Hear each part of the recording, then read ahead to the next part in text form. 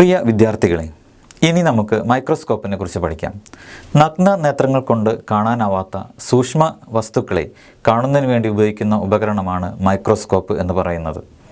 ചെറുത് എന്നർത്ഥമുള്ള മൈക്രോ, അതുപോലെ കാണുക അല്ലെങ്കിൽ നോക്കുക എന്നർത്ഥമുള്ള സ്കോപ്പൈൻ എന്നീ രണ്ട് പദങ്ങൾ ചേർന്നാണ് മൈക്രോസ്കോപ്പ് എന്ന പദം ഉണ്ടാകുന്നത്.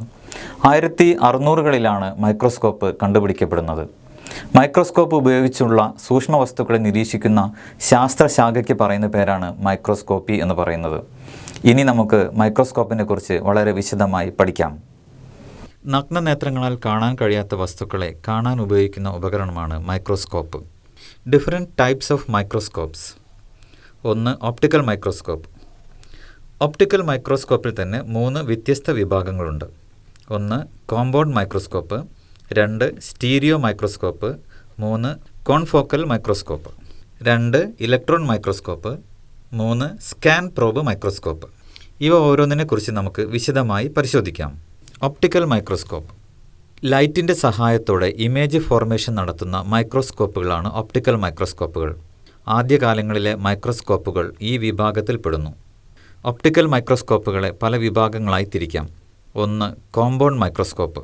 ഈ മൈക്രോസ്കോപ്പുകൾ ഒബ്ജക്റ്റീവ്, ഐപീസ് എന്നീ 2 ലെൻസ് സംവിധാനങ്ങൾ ഉൾക്കൊള്ളുന്നതാണ്. ഒരു കോമ്പൗണ്ട് മൈക്രോസ്കോപ്പിൻ്റെ പരമാവധി ഉപയോഗപ്രദമായ മാഗ്നിഫിക്കേഷൻ ഏകദേശം 1000x ആണ്. 2. Stereo microscope. ഈ മൈക്രോസ്കോപ്പുകൾ പരമാവധി 100x വലുതാക്കുന്നു. സാമ്പിളിൻ്റെ 3D കാഴ്ച നൽകുന്നു എന്നതാണ് ഇതിൻ്റെ പ്രത്യേകത. ഒപ്പേക്ക് ഒബ്ജക്ട്സുകൾ നിരീക്ഷിക്കുന്നതിന് സ്റ്റീരിയോ മൈക്രോസ്കോപ്പ് ഉപയോഗപ്രദമാണ് എന്നതാണ് മറ്റൊരു സവിശേഷത. ഓപ്റ്റിക്കൽ മൈക്രോസ്കോപ്പിലെ 3ാമത്തെ വിഭാഗമാണ് confocal scanning microscope. Compound, stereo മൈക്രോസ്കോപ്പുകൾ എന്നിവയിൽ നിന്ന് വ്യത്യസ്തമായി ഈ ഉപകരണങ്ങൾ ഗവേഷണ പ്രവർത്തനങ്ങൾക്ക് വേണ്ടിയാണ് ഉപയോഗിക്കുന്നത്. അവയ്ക്ക് ഒരു സാമ്പിളിനെ വളരെ ഡീപ്പായി സ്കാൻ ചെയ്യാൻ കഴിയും. ഇലക്ട്രോൺ മൈക്രോസ്കോപ്പുകൾ. ആധുനിക ശാസ്ത്രത്തിൽ ഉപയോഗിക്കുന്ന ഏറ്റവും നൂതനമായ മൈക്രോസ്കോപ്പുകളാണ് ഇലക്ട്രോൺ മൈക്രോസ്കോപ്പുകൾ. സെൽസ്, പാർട്ടിക്കിൾസ് തുടങ്ങിയവയെക്കുറിച്ച് പഠിക്കുന്നതിനായി പ്രത്യേകം രൂപകൽപ്പന ചെയ്തതാണ് ഇലക്ട്രോൺ മൈക്രോസ്കോപ്പുകൾ. 3. സ്കാൻ പ്രോബ് മൈക്രോസ്കോപ്പുകൾ. സ്കാൻ പ്രോബ് മൈക്രോസ്കോപ്പ് ഇൻഡിവിജ്വൽ ആറ്റങ്ങളെ കാണിക്കുന്നതിന് സഹായിക്കുന്നു. ഈ അധ്യായത്തിൽ കോമ്പൗണ്ട് മൈക്രോസ്കോപ്പുകളെക്കുറിച്ചാണ് നമ്മൾ വിശദമായി പഠിക്കുന്നത്. Compound microscope. മാഗ്നിഫൈഡ് ഇമേജുകൾ രൂപപ്പെടുത്തിയെടുക്കാനുള്ള ഓപ്റ്റിക്കൽ ഉപകരണമാണ് compound microscope. Short focal length ഉള്ള ഒബ്ജക്റ്റീവ് ലെൻസും ലാർജ് ഫോക്കൽ ലെങ്ത് ഉള്ള ഐപീസ് ലെൻസുകളും ഒരേ ട്യൂബിൽ ഘടിപ്പിച്ചിരിക്കുന്നു. Parts of a compound microscope. ഒരു കോമ്പൗണ്ട് മൈക്രോസ്കോപ്പിൻ്റെ ഭാഗങ്ങളെ 2ആയി തിരിക്കാം: mechanical parts and optical parts. Mechanical parts: foot അല്ലെങ്കിൽ ബേസ്, ലിംബ് അല്ലെങ്കിൽ arm, body tube, nose piece, coarse and fine knobs, stage and stage clips, substage. Optical parts: eyepiece lens, objective lens, condenser, iris diaphragm, mirror അല്ലെങ്കിൽ light source. ഇവയോരോന്നും നമുക്ക് വിശദമായി പരിശോധിക്കാം. Eyepiece lens. Eyepiece ലെൻസിലൂടെയാണ് final image നമ്മൾ കാണുന്നത്. Eyepiece lens വലിയ അപ്പർച്ചറും large focal ലെങ്ത്തുമുള്ള ഒരു കോൺവെക്സ് ലെൻസാണ്. സാധാരണയായി 10x ആണ് ഇതിൻ്റെ മാഗ്നിഫിക്കേഷൻ പവർ. Body tube. ഇതൊരു സിലിണ്ട്രിക്കൽ ട്യൂബ് ആണ്. താഴ്ഭാഗത്ത് റിവോൾവിംഗ് നോസ് പീസിൽ 3 ഒബ്ജക്റ്റീവ് ലെൻസുകൾ ഘടിപ്പിച്ചിരിക്കുന്നു. കോഴ്സ്, ഫൈൻ എന്നീ 2 അഡ്ജസ്റ്റ്മെൻറ്റ് നോബുകൾ വഴി ബോഡി ട്യൂബ് ഉയർത്താനും താഴ്ത്താനും സാധിക്കും. Objective lens. ബോഡി ട്യൂബിന് അടിയിലുള്ള നോസ് പീസിലാണ് ഒബ്ജക്റ്റീവ് ലെൻസുകൾ ഘടിപ്പിച്ചിരിക്കുന്നത്. ചെറിയ അപ്പർച്ചറും ചെറിയ ഫോക്കൽ ലെങ്ത്തും ഉള്ള കോൺവെക്സ് ലെൻസുകളാണ് ഒബ്ജക്റ്റീവ് ലെൻസുകളായി ഉപയോഗിക്കുന്നത്. സാധാരണയായി 3 തരത്തിലുള്ള ഒബ്ജക്റ്റീവ് ലെൻസുകൾ ഉപയോഗിക്കുന്നു. 10x മാഗ്നിഫിക്കേഷനുള്ള ലോ പവർ ഒബ്ജക്റ്റീവ്, 40x മാഗ്നിഫിക്കേഷനുള്ള ഹൈ പവർ ഒബ്ജക്റ്റീവ്സ്, 100x മാഗ്നിഫിക്കേഷനുള്ള oil immersion objective lens. Coarse and fine focus knobs. ഈ കോആക്സൽ നോബുകൾ മൈക്രോസ്കോപ്പ് ഫോക്കസ് ചെയ്യാൻ ഉപയോഗിക്കുന്നു. വലിയ അഡ്ജസ്റ്റ്മെൻറ്റുകൾക്ക് കോഴ്സ് നോബും വളരെ പ്രിസൈസ് ആയ ഫോക്കസിന് ഫൈൻ അഡ്ജസ്റ്റ്മെൻറ്റ് നോബും ഉപയോഗിക്കുന്നു. സ്റ്റേജ്. നമ്മൾ കാണേണ്ട ഒബ്ജക്റ്റ് വെക്കുന്ന സ്ഥലമാണ് സ്റ്റേജ്. താഴെ മിററിൽ നിന്ന് ഒബ്ജക്റ്റിലേക്ക് ലൈറ്റ് വരുന്നതിന് സ്റ്റേജിൻ്റെ നടുവിലായി ഒരു ഹോൾ അഥവാ അപ്പർച്ചർ ഉണ്ടാകും. സ്ലൈഡ് ശരിയായി ഹോൾഡ് ചെയ്യാൻ സ്റ്റേജിൽ ക്ലിപ്പുകൾ ഉണ്ടായിരിക്കും. Sub stage. സ്റ്റേജിന് തൊട്ട് താഴെയുള്ള മിനി സ്റ്റേജിനെയാണ് സബ് സ്റ്റേജ് എന്ന് പറയുന്നത്. ഇതിൽ കണ്ടൻസർ ലെൻസും ഐറിസ് ഡയഫ്രവും ഘടിപ്പിച്ചിരിക്കുന്നു. ലൈറ്റ് സോഴ്സ് അല്ലെങ്കിൽ മിറർ. ഒബ്ജക്റ്റിലേക്ക് ലൈറ്റ് എത്തിക്കുന്നതിനാണ് ലൈറ്റ് സോഴ്സ് അല്ലെങ്കിൽ മിറർ ഉപയോഗിക്കുന്നത്. മിറർ ഉപയോഗിച്ച് സറൗണ്ടിംഗ് ലൈറ്റിന് ഒബ്ജക്റ്റിലേക്ക് റിഫ്ലക്റ്റ് ചെയ്യിപ്പിക്കുന്നു. കോൺകേവ് മിററാണ് സാധാരണ ഉപയോഗിക്കുന്നത്. ലൈറ്റ് സോഴ്സുകളായി LED ലാമ്പുകളോ അല്ലെങ്കിൽ ഹാലോജൻ ലാമ്പുകളോ ഉപയോഗിക്കാറുണ്ട്. കണ്ടൻസർ. ഒബ്ജക്റ്റിലേക്ക് ലൈറ്റിനെ ഫോക്കസ് ചെയ്യുന്നതിനാണ് കണ്ടൻസർ ഉപയോഗിക്കുന്നത്. Iris diaphragm. ഒബ്ജക്റ്റിലേക്കുള്ള ലൈറ്റിൻ്റെ ഇൻറ്റൻസിറ്റി കൺട്രോൾ ചെയ്യുന്നതിനാണ് ഐറിസ് ഡയഫ്രം ഉപയോഗിക്കുന്നത്. ഒരു ലിവർ ഉപയോഗിച്ച് ഐറിസ് ഡയഫ്രം ഓപ്പൺ ചെയ്യാനും ക്ലോസ് ചെയ്യാനും സാധിക്കും. കണ്ടൻസർ ഫോക്കസ് നോബ് ഉപയോഗിച്ച് കണ്ടൻസർ താഴ്ത്താനും ഉയർത്താനും സാധിക്കും. ഫൂട്ട് അല്ലെങ്കിൽ ബേസ്. മൈക്രോസ്കോപ്പിൻ്റെ എല്ലാ ഭാഗങ്ങളും ഈ ഫൂട്ട് അല്ലെങ്കിൽ ബേസിലാണ് നിലകൊള്ളുന്നത്. ആം അല്ലെങ്കിൽ ലിംബ്.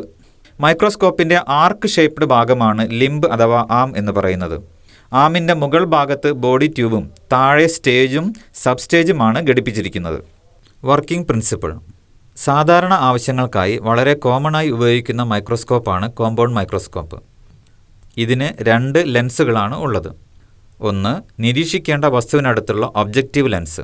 2 ഒക്കുലാർ ലെൻസ് അല്ലെങ്കിൽ നമ്മൾ കണ്ണുകൊണ്ട് നോക്കുന്ന ഐപീസ് ലെൻസ്. ഒരു പ്രകാശ സ്രോതസ്സിൽ നിന്നുള്ള പ്രകാശം നേർത്ത സുതാര്യമായ ഒബ്ജക്റ്റ് വഴി കടന്നുപോകുന്നു. ഒബ്ജക്റ്റീവ് ലെൻസ് ഒബ്ജക്റ്റിൻ്റെ റിയൽ ഇൻവേർട്ടഡ് മാഗ്നിഫൈഡ് ഇമേജ് അഥവാ I1 ഉണ്ടാക്കുന്നു. ഈ മാഗ്നിഫൈഡ് ഇമേജ് I1 ഐപീസ് ലെൻസിൻ്റെ ഒരു ഒബ്ജക്റ്റായി ആക്ട് ചെയ്യുന്നു.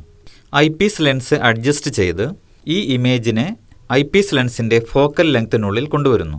അങ്ങനെ ഐപീസ് ലെൻസ് I1 എന്ന ഇമേജിനെ വീണ്ടും മാഗ്നിഫൈ ചെയ്ത് I2 എന്ന വെർച്വൽ ഇമേജ് ലഭിക്കുന്നു. ഈ ഫൈനൽ ഇമേജ് I2നെയാണ് നാം ഐപീസിലൂടെ നോക്കിക്കാണുന്നത്. Operation and adjustment of microscope. ആദ്യമായി ലൈറ്റ് സോഴ്സ് ഓൺ ചെയ്യുക, അല്ലെങ്കിൽ സൺലൈറ്റ് മിറർ വഴി ഒബ്ജക്റ്റിലേക്ക് ഫോക്കസ് ചെയ്യുക. സാധാരണയായി 3 തരത്തിലുള്ള ഒബ്ജക്റ്റീവ് ലെൻസുകളാണ് ഒരു കോമ്പൗണ്ട് മൈക്രോസ്കോപ്പിലുള്ളത്. അതുകൊണ്ട് തന്നെ 3 തരത്തിലുള്ള അഡ്ജസ്റ്റ്മെൻറ്റുകൾ മൈക്രോസ്കോപ്പിൽ സാധ്യമാണ്. 1 low power adjustment, 2 high power adjustment, 3 oil immersion adjustment. അതായത് ഓരോ ഒബ്ജക്റ്റീവ് ലെൻസ് ഉപയോഗിക്കുമ്പോഴും അതിന് ആസ്പദമായി അഡ്ജസ്റ്റ്മെൻറ്റുകൾ നടത്തേണ്ടതാണ്. 1 low power adjustment. Low power objective lens തിരഞ്ഞെടുത്ത് ഐപീസ് ലെൻസിൻ്റെ നേർരേഖയിൽ കൊണ്ടുവരിക. കണ്ടൻസർ ലെൻസ് പൂർണ്ണമായും താഴ്ത്തുക. ഐറിസ് ഡയഫ്രം പകുതി തുറക്കുക. മിറർ ലൈറ്റ് സോഴ്സിന് അഭിമുഖമായി വെക്കുക. ഒബ്ജക്റ്റ് സ്റ്റേജിൽ വെച്ചതിന് ശേഷം ഐപീസ് ലെൻസിലൂടെ നോക്കി വ്യക്തമായ ഒരു ചിത്രം ലഭിക്കുന്നതുവരെ കോഴ്സ് അഡ്ജസ്റ്റ്മെൻറ്റ് ഉപയോഗിച്ച് ബോഡി ട്യൂബ് താഴ്ത്തുക. ശേഷം ഫൈൻ അഡ്ജസ്റ്റ്മെൻറ്റ് ഉപയോഗിച്ച് കൂടുതൽ നന്നായി ഫോക്കസ് ചെയ്ത് ഷാർപ്പായ ഇമേജ് ലഭ്യമാക്കുക. രണ്ടാമത്തത് ഹൈ പവർ അഡ്ജസ്റ്റ്മെൻറ്റ്. ഇവിടെ ഹൈ പവർ ഒബ്ജക്റ്റീവ് ലെൻസ് തിരഞ്ഞെടുത്ത് ഐപീസ് ലെൻസിൻ്റെ നേർരേഖയിൽ കൊണ്ടുവരിക. കണ്ടൻസർ ലെൻസ് താഴ്ഭാഗത്തു നിന്നും പകുതി ഉയർത്തുക. ഐറിസ് ഡയഫ്രം 3/4 ഭാഗം തുറന്നു വെക്കുക. മിറർ ലൈറ്റ് സോഴ്സിന് അഭിമുഖമായി വെക്കുക. ഒബ്ജക്റ്റ് സ്റ്റേജിൽ വെച്ചതിന് ശേഷം ഐപീസ് ലെൻസിലൂടെ നോക്കി വ്യക്തമായി ചിത്രം ലഭിക്കുന്നതുവരെ കോഴ്സ് അഡ്ജസ്റ്റ്മെൻറ്റ് ഉപയോഗിച്ച് ബോഡി ട്യൂബ് താഴ്ത്തുക. ശേഷം ഫൈൻ അഡ്ജസ്റ്റ്മെൻറ്റ് ഉപയോഗിച്ച് കൂടുതൽ നന്നായി ഫോക്കസ് ചെയ്ത് ഷാർപ്പായ ഇമേജ് ലഭ്യമാക്കുക. മൂന്നാമത്തത് ഓയിൽ ഇമേഷൻ അഡ്ജസ്റ്റ്മെൻറ്റ്. ഇവിടെ ഓയിൽ ഇമേഷൻ ഒബ്ജക്റ്റീവ് ലെൻസ് തിരഞ്ഞെടുത്ത് ഐപീസ് ലെൻസിൻ്റെ നേർരേഖയിൽ കൊണ്ടുവരിക. കണ്ടൻസർ പൂർണ്ണമായും ഉയർത്തുക. ഐറിസ് ഡയഫ്രം പൂർണ്ണമായും തുറക്കുക. മിറർ ലൈറ്റ് സോഴ്സിന് അഭിമുഖമായി വെക്കുക. ഒബ്ജക്റ്റ് സ്റ്റേജിൽ വെച്ചതിന് ശേഷം അതിനു മുകളിൽ ഒരു തുള്ളി ഇമ്മേഷൻ ഓയിൽ ഡ്രോപ്പ് ചെയ്യുക. ശേഷം കോഴ്സ് അഡ്ജസ്റ്റ്മെൻറ്റ് ഉപയോഗിച്ച് ബോഡി ട്യൂബ് താഴ്ത്തി ഇമ്മേഷൻ ഓയിലിൻ്റെ ആ ഡ്രോപ്പിന് മുകളിൽ ടച്ച് ചെയ്ത് നിർത്തുക. ശേഷം ഫൈൻ അഡ്ജസ്റ്റ്മെൻറ്റ് ഉപയോഗിച്ച് കൂടുതൽ നന്നായി ഫോക്കസ് ചെയ്ത് ഷാർപ്പായ ഇമേജ് ലഭ്യമാക്കുക. Application of microscope. Used in laboratory for blood cell counting, detection of microorganisms like bacteria, searching parasite like worm in blood, identification of plant cell, tissue analysis, urine analysis, study of the behavior of virus and bacteria. Care and maintenance of microscope. 1. നേരിട്ടുള്ള സൂര്യപ്രകാശം, പൊടികൾ, ഈർപ്പം എന്നിവയിൽ നിന്നും അകലത്തിൽ സൂക്ഷിക്കുക. Microscope ഉപയോഗിക്കാത്ത സമയത്ത് വുഡൻ ബോക്സിൽ സൂക്ഷിക്കുക.